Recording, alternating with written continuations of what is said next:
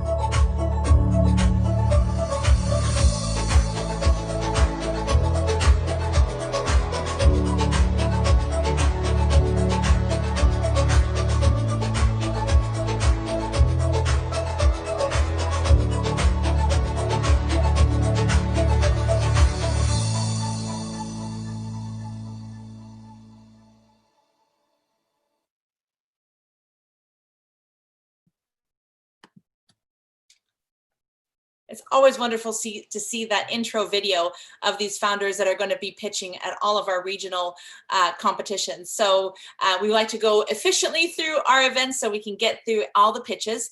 And how we will be handling this is each individual founder will have 3 minutes to pitch, and then they will be going into question and answer with our judges. And what's really interesting about how we do it is that we assign 1 or 2 judges per each of the founding pitching ladies, because then they can really look at the decks that we had sent them a couple days ago to review and to ask those critical questions. And those questions are really supportive questions or clarifying questions or promotion-focused questions.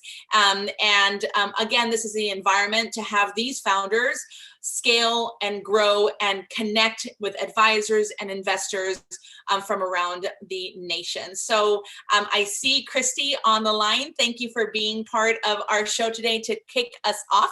So the first founding female founder is Christie Rebellyous of Rebellyous Foods. Go ahead and share your screen. Hello. Hi, my name is Christie Rebellyous. I'm the founder and CEO of Rebellyous Foods. We make plant-based chicken available and affordable for everyone. By 2030, the market demand for plant-based meat will reach $85 billion a year, and some estimates expect that to be even higher. Yet global production of plant-based meat will reach about $20 billion, or just about a quarter of the demand. This means that projected demand will far outpace sales. In fact, the US meat industry produces over 108 billion pounds of animal meat, and yet cumulative plant-based meat industry only clocks in about 1/5 of 1% of that volume. This means the vast majority of people don't have access to meat replacements, despite the fact they are trying to reduce their meat consumption for human health, climate change, animal welfare, and now pandemic prevention reasons. At Rebellyous, we make delicious, juicy, and affordable plant-based chicken by solving the massive plant-based meat production shortage. Manufacturing automation is what makes chicken cheap, but nothing like this exists in the plant-based meat industry. In fact, current production methods are what hold back the plant-based meat industry and prevent it from meeting demand. We are changing that.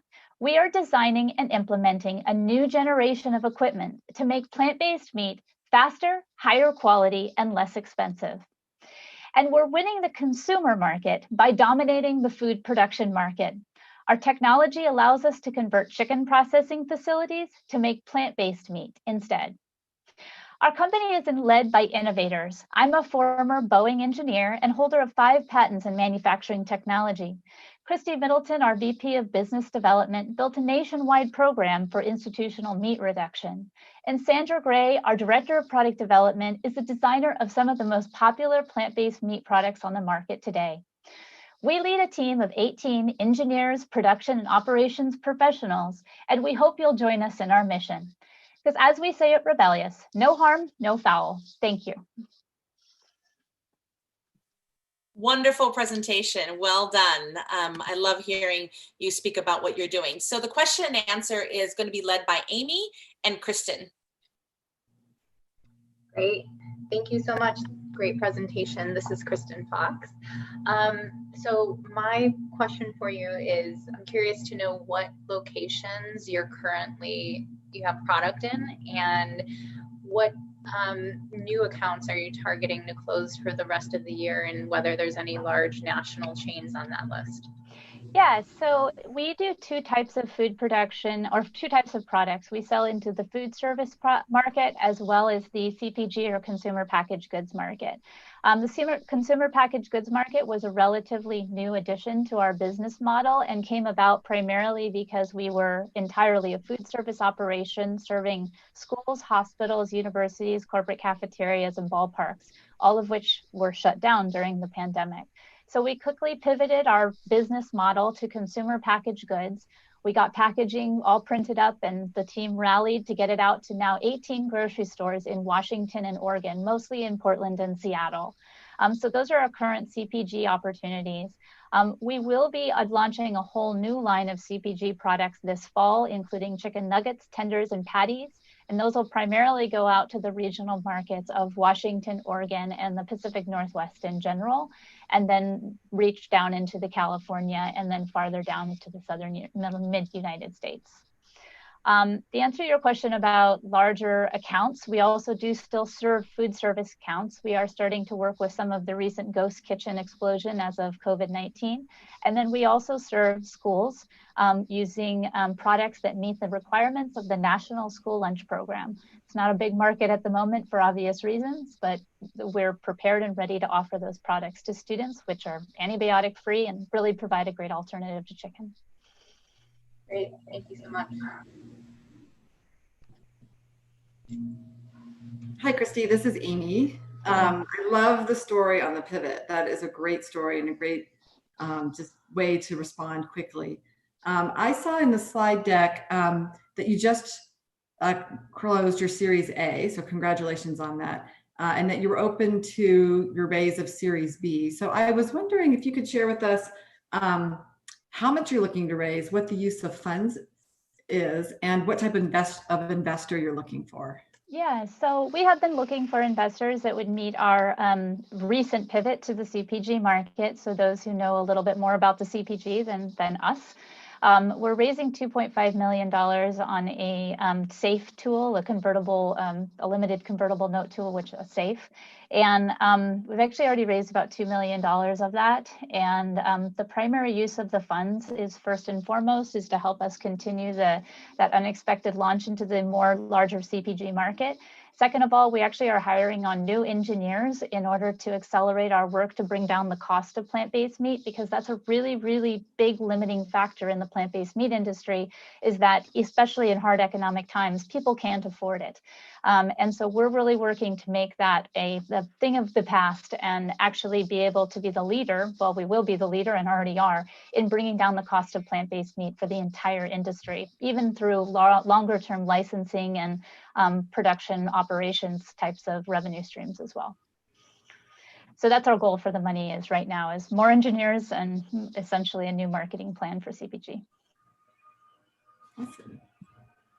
Wonderful. Anybody else have any other questions? These are great. You're doing a fabulous job. Hey, my video is not working. Y'all, it says the host needs to enable it or something. But this is Christina Montague, and I'm just wondering about differentiation of this product. There are lots of vegan and vegetarian chicken nuggets in particular on the market. So how are you differentiating this product? I like, that you're already selling into schools, which is a slightly different model, but can you talk about that? Yeah, so there are a couple of other plant-based chicken products on the market today. Most notably, they're not affordable because it costs too much to make them. We are getting down the price on that, so that's one differentiator. The second is that most of the time when you sort of serve these different markets, they have different essentially functional requirements. So if you go to the grocery store and buy plant-based chicken nuggets those are not necessarily the same kind of functional foods that you would use at a ballpark or someplace where they put it in a deep fat fryer, or what they would use at the school cafeteria. Those get handled differently. They have different nutritional requirements. So each of the types of products that we sell, from the National School Lunch Program product to the CPG product, and we actually also make custom products for restaurants, all of them have different, essentially, recipe requirements. So it's not so much that I would say our one product is just so much better than, say, Morningstar or corn or anything like that. These are very, very distinctive markets that almost never overlap, because the functional requirements of the the functional requirements of the product itself has to withstand or essentially exist in some sort of special conditions, like holding in a cafeteria versus something that you can throw in your microwave. I hope that answered your question. Yeah, thank you. As an early investor in field roast that actually made money off a CPG product, go for it. So you can make money in this market. Got it. Well, that's very encouraging. Thank you. We love field roast. Well, thank you so much, Christie. Wonderful presentation. Question and answer was fabulous. Thank you for joining us tonight. I appreciate the opportunity. Take care. Bye-bye. Wonderful. So that is kind of how we're going to do for all of the pitches. We have 5 more. We will have them pitch for 3 minutes and then the question and answer. I wanted to also remind everybody that we have an audience choice. It's in the chat. I'm actually watching the chat. So the chat, I think, is on the left-hand side, and you can go to Slido. I just want to make sure that I'm saying it correctly, because I'm always making sure that I'm saying it. Slido, SLIDO.com. Again, it's over in the chat box for the code. And so we really appreciate for all the audience to pick their audience choice and go ahead on over there and make your selections. And so I just want to make sure, do we have Pradya on? Yes, we do. Hello. Awesome. So, the next pitching female founder is Pradnya Desh of Advocat Technology. Awesome.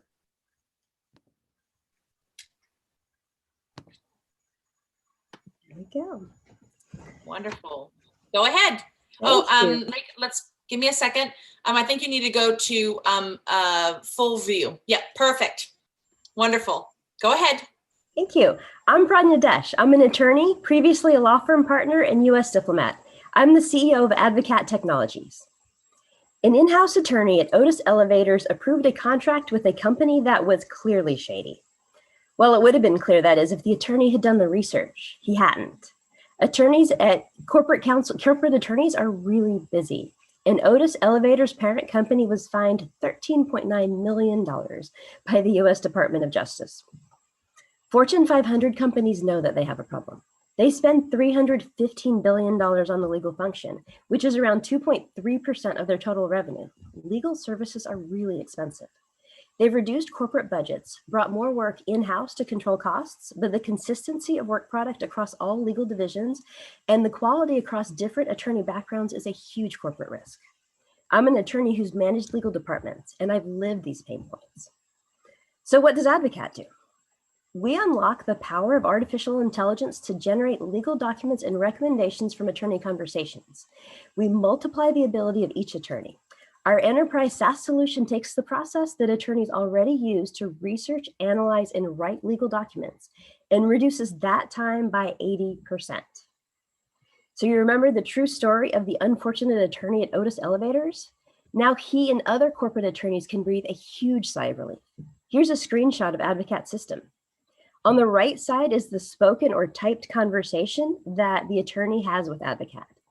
On the upper right is Advocat's understanding of the legal matter, what it's about, what the attorney is trying to do, including what questions have been answered by the conversation, what's left unanswered. On the lower right are the list of legal references, including statutes, cases, databases, best practices, and all of this is editable, so an attorney can ask the system to check more things. We're innovating in the natural language generation and natural language understanding domains, especially for the legal domain. We have several patent filings underway. Now, good AI is really difficult to implement well, but fortunately, our team is amazing. I'm Pradnya Desh, the CEO. Our CTO wrote 25% of Bonsai AI's platform before it was acquired by Microsoft. Our chief scientist wrote key algorithms for Mayo Clinic, Microsoft, Conversica. He also teaches at natural language processing at Berkeley. Our chief strategy officer is a serial entrepreneur who handles our sales marketing, guides strategy, and does customer acquisition. Our total addressable market is $64 billion, which is the amount that the Fortune 500 spends on legal research and drafting, which is the part that we handle. Our customers are corporate in-house legal departments. So where are we now? We've signed up several major pilot customers, and the general counsel at one of the pilot customers told me, I've been searching for something like this for 15 years. And this is also where we are today. We enable this guy and other corporate attorneys to breathe a huge sigh of relief. By reducing the amount of time it takes for attorneys to research and draft by 80%, we fundamentally changed the way that the law is practiced in the United States, tackle a $64 billion market, and open the door to democratization of access to the law. Thank you. Fabulous presentation. I loved getting to know you during the pitch prep and love seeing your pitch right now. Pradnya, we have the question and answer going to be led by Amy and Catherine. Hi, Pradnya. Great presentation. Love the concept. Anything that you can automate repetitive tasks is great. I think this is not my